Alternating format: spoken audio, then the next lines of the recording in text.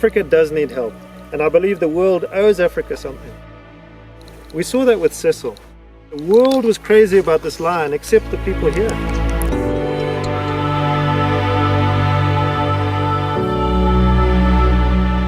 Why that one lion?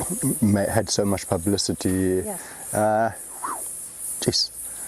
I mean, I'm even a little bit confused as to why that one lion got so much publicity in that. I think social media is one of the answers. Yeah, when it comes to poaching, and at the moment the bushmeat poaching is a really huge issue. It really comes down to education, because people are poaching because they don't realize that these resources are finite.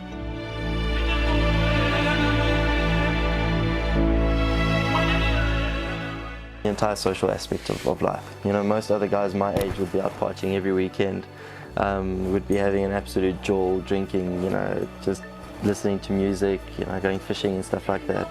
Having girlfriends, being around other people, things that we do not do because we're constantly out in the bush. I mean, for us, our girlfriends are the rifles, and, you know, our best buddies are the rhinos and the elephants. So we give up a huge amount of time to be in the nature protecting these animals.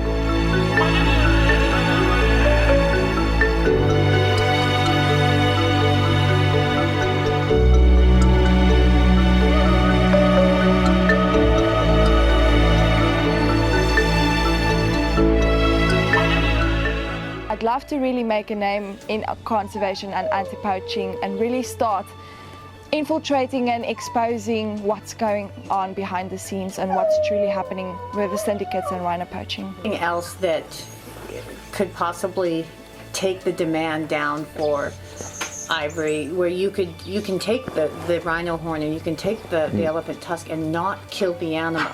So if the borders were opened up to ivory and it wasn't illegal, could you now saturate the market and not make it such so that people don't want to poach anymore? They don't need to. The value isn't there. Yeah, you could do that, but then again, it would just be a band-aid basically on the issue. No, animals in captivity. It's the best way we can bring awareness of animals in Africa to the other part of the world.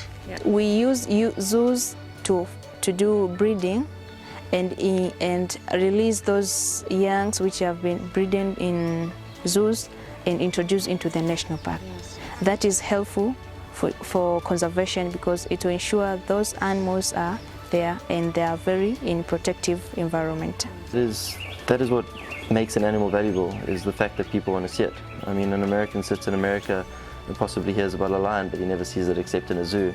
And for him to come possibly down to Africa to see an elephant or wild lion is possibly one of his biggest dreams, and he's going to pay money for that. And that money comes and goes into conservation, and that helps us actually protect these animals.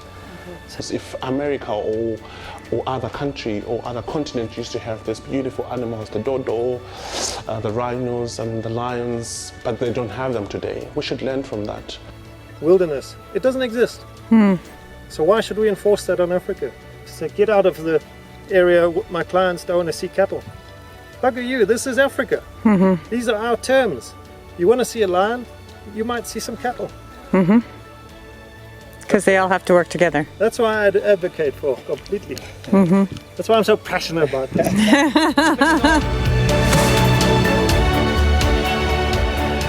If you've given up, then you've already lost.